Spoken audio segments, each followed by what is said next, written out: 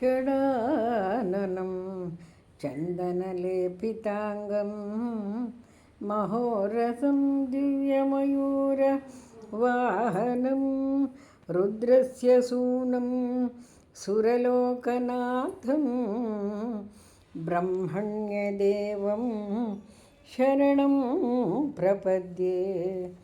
जाज्वल्यमानं सुरवृन्दवन्द्यं कुमारधारातटमन्दिरस्थं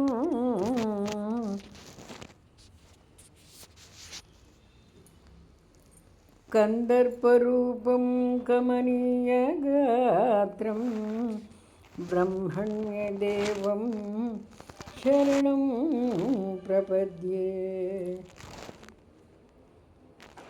द्विषद्भुजं द्वादशादिव्यनेत्रं त्रयीतनुं शूलमसीदधानं शेषावतारं कमनीयरूपं ब्रह्मण्यदेवं शिरसा नमामि। शरणं प्रपद्ये। सुरारिघोराः वशोभमानं सुरोत्तमं शक्तिधरं कुमारं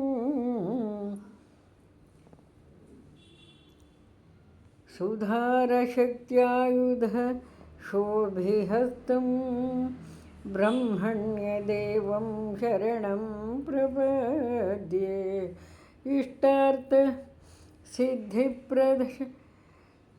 इष्टार्थसिद्धिप्रदमीशपुत्रं मिट्टानदं भूसुरकामधेनुं गङ्गोद्भवं सर्वजनानुकूलं ब्रह्मण्यदेवं शरणं प्रपद्ये।